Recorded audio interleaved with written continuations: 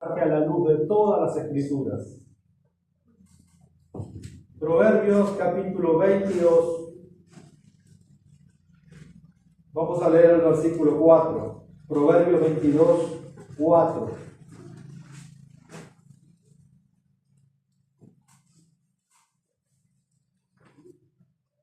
Amén. Dice la palabra de Dios: riquezas, honra y vida son la remuneración de la humildad y del temor de Jehová. Riquezas, honra y vida son la remuneración, es decir, la paga de la humildad y del temor del Señor. Cuando nosotros compramos un artefacto, un electrodoméstico, una cocina, un televisor, un microondas, un lavarropa, lo que fuere, ¿qué es lo que viene justamente con ese aparato? ¿Qué es manual? Una garantía. Pero viene el manual del usuario, porque eso fue creado por alguien con una función específica. Y si nosotros no sabemos usar, si nosotros no sabemos qué son estos botones, estas palancas, cómo funciona esto, lo vamos a dañar y se va a romper. Por eso todos los artículos vienen con un manual, el manual del usuario. Nosotros tenemos que ser sabios, ir al manual. Si yo nunca he usado un microondas, no le voy a meter dedo porque voy a quemar todo, voy a explotar todo. Tengo que ir al manual del usuario y ver cómo funciona ese microondas. Porque si quiero que ese artefacto funcione bien, tengo que consultar el manual del usuario. El manual del usuario son las recomendaciones del fabricante. Si nosotros respetamos y seguimos las consideraciones que el fabricante ha hecho de ese electrodoméstico va a cumplir con la función que fue creada y nos va a durar. Pero si nosotros no hacemos caso, viene para lavar 3 kilos de ropa, pero yo le voy a meter 10 kilos de ropa. Y después el lavarropa es una porquería. No, el lavarropa fue hecho para meter 3 kilos de ropa, no 10 kilos. No le hiciste caso al manual del usuario. Leíste, el manual del usuario decía para 3 kilos, pero nosotros le metimos 5 o 6. No importa, bueno, se rompe. Hermanos, nosotros fuimos creados por un Dios, por un creador. A imagen y semejanza de Dios fuimos creados. Y Dios ha dejado el manual del usuario. Nuestra vida funciona de una sola manera.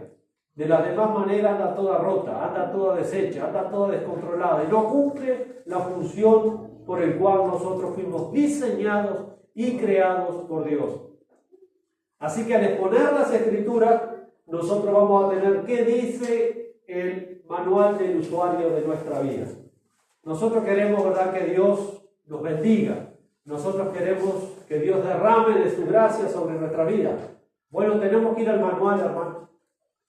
Porque si nosotros queremos torcer el brazo de Dios en ciertas circunstancias, no va a pasar absolutamente nada. Lo único que va a pasar es que nuestra vida seguirá siendo descarriada. Vamos a ir descuidándonos de la voluntad de Dios. Por lo tanto, observemos lo que dice este pasaje nuevamente. Y vamos a hablar de algo sumamente importante, que es la humildad y lo que la humildad nos da.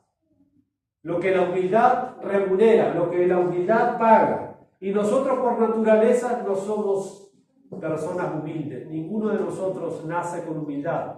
Nosotros en nuestra naturaleza caída nacemos con un ego muy alto. Somos personas egoístas por naturaleza. Somos personas egocéntricas por naturaleza. Pensamos en nosotros mismos, mis anhelos, mis deseos, mis opiniones, lo que yo digo.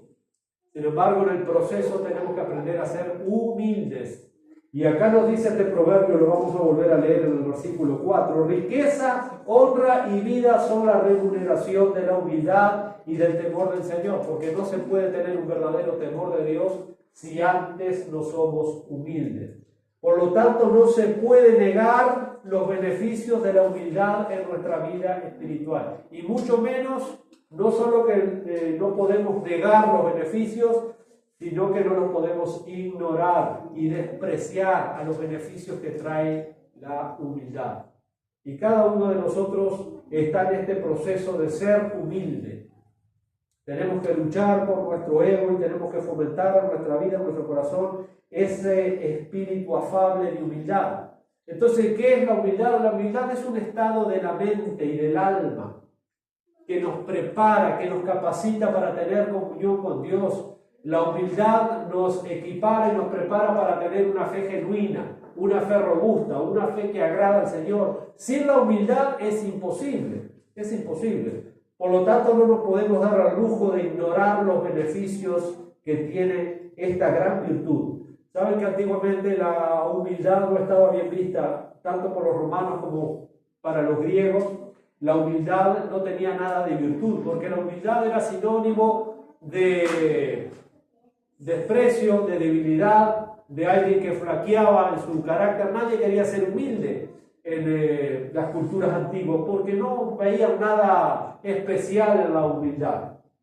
Hoy en día se reconoce por las ciencias sociales que la humildad es una virtud. Todos saben que la humildad es una virtud, pero sin embargo no todos están dispuestos y capacitados para vivir humildemente. Sin embargo, hermanos, la Biblia es muy clara en cuanto a este tema, la humildad. Hermanos, ¿somos realmente nosotros humildes? ¿Estamos tratando de que esa virtud vaya creciendo en nuestra vida? Esto es sumamente importante, porque si no tenemos este principio de la humildad en nuestro carácter, en nuestra mente, difícilmente nosotros recibamos la abundancia de las bendiciones de Dios que tiene para nosotros. Porque acá claramente nos dice que riqueza, honra y vida son la remuneración de la humildad. ¿Qué es la humildad? ¿No tener ni dónde caerse muerto? No, eso es un falso concepto de la humildad. La humildad es un estado de la mente y del espíritu. La palabra que la Biblia usa para humildad se refiere etimológicamente a algo que no crecía, a algo que no surgía por encima del piso. Por ejemplo, para una planta que no crecía muy alto, era algo que siempre estaba contra el piso. Por eso se usaba esa palabra en términos de la agricultura. Pero la Biblia lo usa para referirse a un estado de la mente, es decir, a no creerse más de lo que somos. A no creerse más de lo que somos. Y la Biblia nos dice que cada uno piense de sí con cordura, ¿verdad? No teniendo un más alto concepto de sí que el que debe tener, sino que debemos de pensar con cordura. Así que la humildad es estar bien parado. No es que yo me crea que soy esto o lo otro, porque no funciona así. La humildad, hermanos, tiene un enemigo número uno en nuestra vida, que es el orgullo. La humildad y el orgullo es como el fuego y el agua, como la luz y la oscuridad, como el agua y el aceite, como las cosas del espíritu y de la carne. No hay comunión alguna.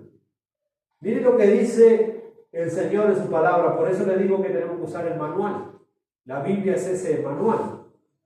Miren lo que dice la palabra de Dios. ¿Cómo muestra este contraste entre el orgullo y la humildad? Entre la arrogancia y la humildad. Dice en Santiago capítulo 4, versículo 6, yo le voy a ir dando los pasajes, usted anótelo, únicamente que sea muy rápido para buscar, si no los anota. Dice que Dios resiste a los soberbios, Dios los resiste a los soberbios, sin embargo, da gracia a ¿quién? A los humildes, da gracia a los humildes, pero a los soberbios los resiste. Los soberbios no pueden estar en la presencia de Dios. Los soberbios no pueden conseguir nada de Dios. Pero sin embargo, los humildes tienen gracia de Dios. Él les da esa gracia. Lucas 14:11, el Señor Jesucristo enseñó, porque cualquiera que se enaltece será humillado, pero el que se humilla será enaltecido. En Proverbios capítulo 29, versículo 23, dice la palabra de Dios: la soberbia del hombre le abate, pero al humilde de espíritu sustenta la honra. Notemos la diferencia, ¿no?, entre el orgulloso y el humilde. Proverbios 16, 19. Mejor es humillar el espíritu con los humildes que repartir despojos con los soberbios.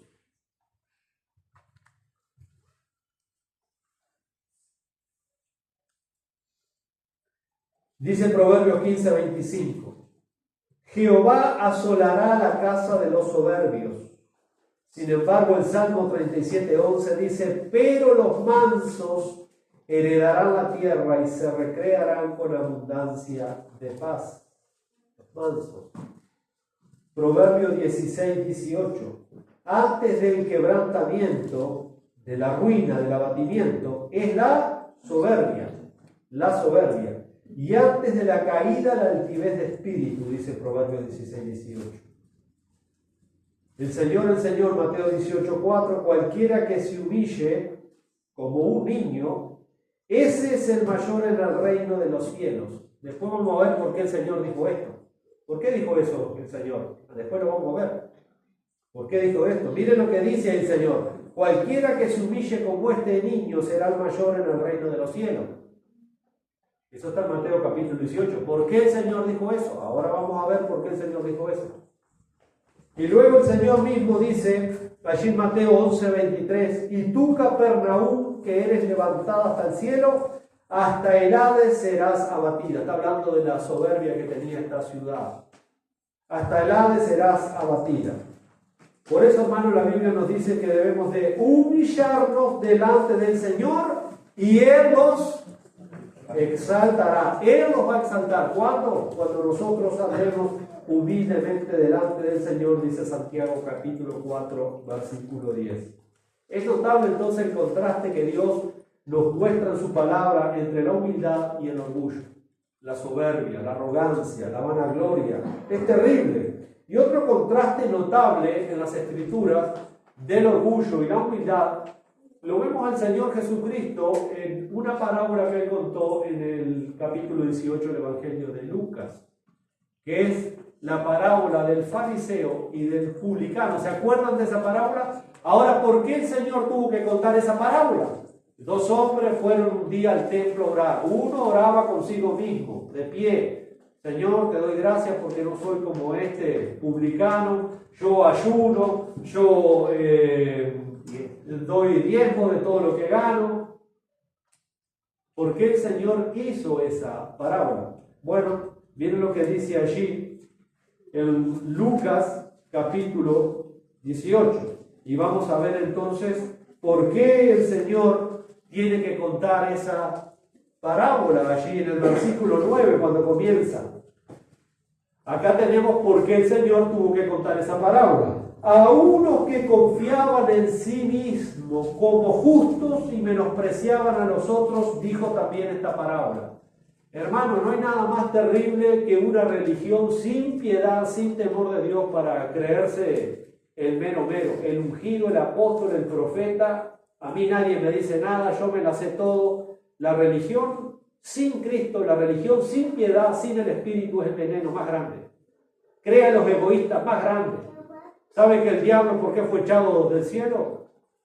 Porque él empezó a crear su propia religión. Él quiso otorgar, usurpar un lugar que a él no le correspondía. Y nosotros tenemos que vivir con los pies sobre la tierra, hermano. Porque sin humildad no vamos a recibir nada de Dios. Nada de Dios. Solamente el quebranto y la miseria. Por lo tanto, nos conviene aprender humildad, ser humildes, hermano, de corazón, de mente, porque esa es la humildad bíblica, es un estado del corazón, es un estado de la mente. Sin esa característica espiritual, soy miserable, no consigo absolutamente nada de Dios. Este pobre hombre se jactaba de que él era impresionante, el currículum espiritual y religioso que tenía. Sin embargo, Dios no escuchó la oración de este hombre arrogante. El otro pobre hombre estaba compungido, estaba dolorido, sabía que era un pecador, sabía que estaba lejos de Dios, sabía que no vivía la vida como Dios le agradaba y se golpeaba el pecho y decía, sé propicio a mí, pecador. ¿Cuál de los dos se fue justificado a su casa? El humilde, porque Dios recibe al humilde, Dios exalta al humilde, Dios da gracia al humilde. Pero los soberbios, los arrogantes, Dios los despacha. Por donde vienen se van. Por donde vienen se van. Tenemos que tener cuidado porque una religión sin piedad es terrible. Los fariseos tenían ese problema y los religiosos modernos tienen ese problema, los intocables, los que quieren títulos y los que quieren sobresalir y los que quieren puestos y los que quieren lo otro. ¿Para qué todo eso? ¿No? Tenemos que humillarnos delante del Señor, vivir humildemente delante de Dios. Y así como Dios siempre condena el orgullo en toda la Escritura, Sin embargo, siempre va a probar la humildad. Un corazón contrito y humillado no desprecias tú, oh Dios. Y así tenemos que vivir. La Biblia, hermano, nos muestra evidencias de la verdadera humildad, como nosotros sabemos que realmente andamos caminando y viviendo en humildad. ¿Se acuerdan que yo les citaba recién en Mateo capítulo 18, donde los discípulos querían saber quién de ellos iba a ser el más grande en el reino de los cielos? Eso querían saber. A ver quién iba a ser el más importante, el más galardonado en el reino de los cielos, el que iba a estar ahí a la derecha de Cristo. Y el Señor les tuvo que pinchar el globo, porque no funciona así. ¿Quién iba a ser el más grande en el reino? Miren las aspiraciones que tenían. ¿Cuántas veces nosotros tenemos esas ínfulas de grandeza, ¿no?, delante de Dios, que no sirven para nada eso? Para nada. Y el Señor trae un niño que había por ahí. Por eso, hoy yo les comentaba, ¿por qué el Señor dijo lo que dijo? Dice, así que cualquiera que se humille como este niño, ese es el mayor en el reino de los cielos. Hay que hacerse como un niño, en completa dependencia y obediencia de sus padres. Pero Jesús es nuestro ejemplo perfecto y supremo de alguien que siempre anduvo con ese espíritu correcto, con ese espíritu de humildad. Siempre Jesús estuvo sujeto a la voluntad de su Padre. Jesús nunca buscó el aplauso ni la aprobación de las personas. Por eso el Señor dijo en el Evangelio de Mateo capítulo 11, versículo 29, aprendan de mí que soy manso y humilde de corazón y hallaréis descanso para vuestras almas. Él es el ejemplo supremo de humildad. Porque, como les decía recién, en el mundo antiguo la humildad no era bien vista. La humildad era sinónimo de debilidad. La humildad era sinónimo de que todo el mundo te podía pasar por arriba, pero Jesús realmente, que fue el hombre más extraordinario que ha vivido sobre este mundo y fue el hombre más humilde, él realmente le dio el verdadero significado a la humildad. Ustedes se acuerdan en el Evangelio de Juan, en el capítulo 13, cuando el Señor y Maestro se ciñe la toalla y le empieza a lavar los pies a los discípulos. Y todos se miraban asombrados porque esa era la labor más humillante del esclavo más bajo. Lavar los pies a los otros esclavos que venían de trabajar en la casa. Nadie quería hacer esa tarea. Sin embargo, el Señor se ciñó antes de ser entregado esa noche y crucificado, les dio la gran lección. Él le lavó los pies a sus discípulos y todos se miraban asombrados. ¿Cómo el Señor que estaba haciendo? Y por allá Pedro, no, Señor, aquí nunca me vas a lavar los pies. Pobre Pedro, ¿no? Andaba como nosotros a veces, y nosotros a veces peor que Pedro. Y sin embargo el Señor le dice ahí en el Evangelio de Juan, en el capítulo 13, versículo 15, ejemplo os he dado para que como yo hice con ustedes, ustedes hagan también los unos con nosotros. Estaba dando el ejemplo de humildad y de servicio, hermano. Yo no me cruzo de brazos para que la gente me sirva. Uno tiene que estar al servicio de la gente y servir a la gente con lo que Dios nos ha puesto y con lo que Dios ha dado. Todos somos servidores y el ejemplo lo tenemos del Señor Jesucristo. Entonces el Señor es el ejemplo supremo que tenemos de humildad. Por eso Pablo, cuando escribe la carta a los Filipenses en el capítulo 2, versículo 5, le dice a la iglesia, haya también en ustedes ese mismo sentir que hubo en Cristo Jesús. Ese sentir de humildad, de obediencia. Porque el Señor dijo que Él era manso y humilde. Y Pablo dice, el cual siendo en forma de Dios, no estimó el ser igual a Dios como cosa a que aferrarse. Filipenses capítulo 2, versículos 6 y 7. Siendo en forma de Dios, no se aferró a eso, sino que se despojó a sí mismo. Qué tremendo, hermano, se despojó a sí mismo. Jesús nunca buscó grandeza para Él. Nunca buscó gratificaciones personales, sin embargo siempre buscó humillarse y haciendo la voluntad del Padre. Se hizo obediente hasta lo sumo. Por eso dice Pablo que después que Cristo se humilló hasta lo sumo y se hizo obediente hasta la muerte y muerte de cruz, dice que como se humilló hasta lo sumo, Dios lo exaltó hasta lo sumo. Le dio un nombre que es sobre todo nombre, para que en el nombre de Jesús se doble toda rodilla de los que están en el cielo y en la tierra y toda lengua confiese que Jesucristo es el Señor. O sea que Jesús se humilló hasta lo sumo, haciendo la voluntad del Padre, pero sin embargo el Padre le exaltó hasta lo más alto. Porque todo el que se humille será exaltado, pero el que se exalte será humillado. Así funciona la cosa, y eso fue lo que el Señor les dijo allí en Mateo capítulo 18 a los discípulos.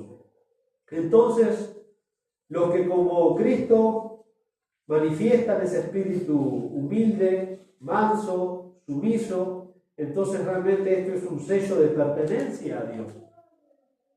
Porque debemos de ser iguales a Dios, sean imitadores como hijos de Dios, dice la Biblia. Y nosotros tenemos que imitar el carácter de nuestro Señor Jesucristo. Por eso el apóstol Pedro nos dice en 1 Pedro 5:6, humillaos bajo la mano poderosa de Dios y Él los va a exaltar cuando fuere tiempo. Cuando fuere el tiempo, Dios nos va a exaltar como Él quiere, cuando quiere y como quiere. Pero nosotros tenemos que aprender a vivir humildemente. La sencillez semejante a la de un niño, como hablaba Jesús, la inocencia, esa sumisión a los padres, el respeto y temor a los padres, de no guardar rencor, entonces son evidencias de la verdadera humildad, de un alma que realmente está viviendo bajo esa condición de humildad, esa característica maravillosa de la humildad. En segundo lugar, hermanos, la humildad también se manifiesta a través de la mansedumbre, que no es otra cosa que templanza. Jesús era manso y humilde, dijo, ¿verdad? O sea que una persona que tiene templanza, una persona que tiene mansedumbre en su carácter, eso es una persona humilde. Y lo vemos en la vida del propio Señor Jesucristo. Por eso Pablo le dice a los efesios, a la iglesia en Éfeso, en el capítulo 4, versículo 2, dice que debemos de andar con toda humildad, y luego dice, y mansedumbre. Mansedumbre, es decir, un carácter que siempre está afable. Humildad y mansedumbre. Nadie puede ser manso si le falta la mansedumbre. Es imposible.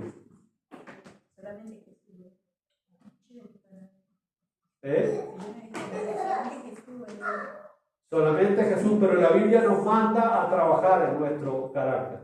Porque nosotros no podemos excusar. Había una vuelta un veterano que decía, era de la iglesia, y decía, lo que pasa es que yo soy italiano y tengo sangre italiana. Pero eso es una excusa. Acá miren lo que dice Pablo, que debemos andar con toda humildad y mansedumbre. Y eso hay que cultivarlo. Eso no nace de la noche a la mañana. ¿Cómo hacemos esto? Bueno, viviendo en obediencia a la palabra de Dios y dejando que la palabra de Dios empiece a tratar con nuestro carácter, con nuestro yo, con nuestro ego, que es ahí donde está el problema. Por eso Pablo dice, con toda humildad y mansedumbre, estoy citando Efesios capítulo 4, versículo 2, con paciencia, soportando con paciencia los unos a los otros en amor. Por eso es importante la humildad, mis hermanos. ¿Cómo vamos a lograr esto si no tenemos ese estado de la mente y del alma, la humildad? Tenemos que cultivarla. Los humildes nunca caen desde muy alto porque no se exaltan a sí mismos, pero los que se exaltan a sí mismos caen y van a sufrir duras consecuencias, como lo vemos claramente en las Escrituras. Entonces sería bueno notar aquí que hay una diferencia entre la humildad y la humillación. La humildad es una característica y la humillación no es otra cosa que una herida que nos han hecho en nuestro ego. Eso es la humillación, cuando nos humillan. Esa es la diferencia de humildad y humillación. La humildad es una característica de nuestra alma, de nuestra mente, de nuestro espíritu. Pero la humillación no es otra cosa que el orgullo herido, y eso duele muchísimo. Entonces los mansos no es una persona que se ofenda fácilmente, una persona que es humilde, que es mansa, no se va a ofender fácilmente. Miren lo que dice Proverbios capítulo 13, versículo 10 en cuanto a esto. Proverbios 13, 10. Ciertamente la soberbia concebirá contienda. Donde hay soberbia hay todo tipo de pelea, hermano. Hay todo tipo de lío. Hay todo tipo de chisme. Donde hay soberbia, porque acá lo dice la Biblia, esto no son opiniones mías, porque las opiniones mías no sirven de nada. Sirve lo que Dios nos dice en la palabra. Y acá nos dice, ciertamente la soberbia, ¿qué va a dar a luz? ¿Cuál es la paga de la soberbia? Peleas, contiendas, rencillas, divisiones. Ese es el pago que da la soberbia. Por eso hay tantas familias deshechas, tantos padres que no se hablan con los hijos con los padres. Bueno, hay muchas iglesias divididas también porque hay falta de humildad. Cuando hay falta de humildad, hay abundancia de problemas. Es así, lo dice clarito la Escritura. Entonces, cuando se hiere el orgullo de la persona, muy pronto lo siente y el resultado es la contención. Ese es el problema. Pero con los mansos la cosa es diferente. Los mansos, como su Señor, como su Salvador, cuando los maldicen, ellos van a tratar de responder no con maldición, sino con bendición, haciendo caso no a su carne, a su orgullo herido, sino a lo que el Señor manda. Me han ofendido, ¿qué hago? ¿Le doy una cachetada? ¿Lo insulto? No, el Señor me dice que tengo que orar y tengo que bendecirlo. No es fácil, pero es lo que el Señor dice. Bueno, la persona mansa se va a morder y va a hacer lo que su Señor dice. Porque el Señor, ¿verdad?, nos dice que nosotros no paguemos mal por mal. Nos dice el Señor que si nos insultan tenemos que bendecir. Si nos persiguen tenemos que orar. Ahí está, exactamente. Y no es fácil eso, hermano, ¿verdad que no es fácil? A mí me cuesta por lo menos. Porque soy una persona, soy un ser humano. Pero enseguida el Espíritu de Dios muestra en las Escrituras. No es por ahí el camino. Callate la boca porque vas a hacer cualquier otra cosa. En vez de hablar, te pones a orar. Y así funciona la cosa. Hay que tragarse, como decimos, me trago el orgullo y oro por esa persona. Bueno, y Dios nos da gracia porque somos humildes. ¿Por qué somos humildes? Porque no le damos rienda suelta a nuestras pasiones, sino que nos sometemos a Dios y Dios entonces nos va a dar gracia para hacer su voluntad. Entonces, la mansedumbre es una característica de los humildes. Los mansos oran por sus enemigos, amontonando así ascuas de fuego sobre su cabeza, según nos dice el apóstol Pablo a otra iglesia que es la iglesia en Roma, capítulo 12. Vamos a ir a este pasaje y lo vamos a leer. Miren qué importante es esto. Romanos capítulo 12, mis hermanos, vamos a leer del versículo 14. Miren lo que dice Romanos 12, 14. Bendigan a los que los persiguen, bendecid y no maldigáis. Luego dice en el versículo 18, si es posible en cuanto dependa de ustedes, estén en paz con todos los hombres. ¿Verdad? Uno va hasta donde lo dejan ir. Por eso dice, mientras dependa de cada uno. Uno tiene que poner todo de su parte para estar en paz con todas las personas. Luego dice, no se venguen ustedes mismos. Ah, vos me hiciste esto, yo te voy a hacer aquello. No, eso muestra un carácter inmaduro. Para nada. No se venguen ustedes mismos, amados míos, sino que debemos hacer, hermanos, según la Biblia. Dejar lugar a la ira de Dios. Él es el juez, Él es el que se venga.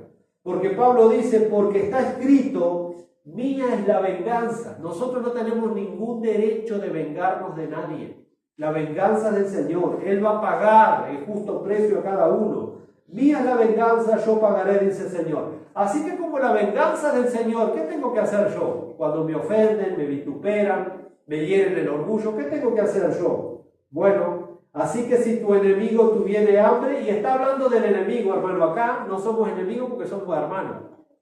Entonces, si esto es para el enemigo, ¿cuánto mucho más vale con el hermano? ¿Se entiende?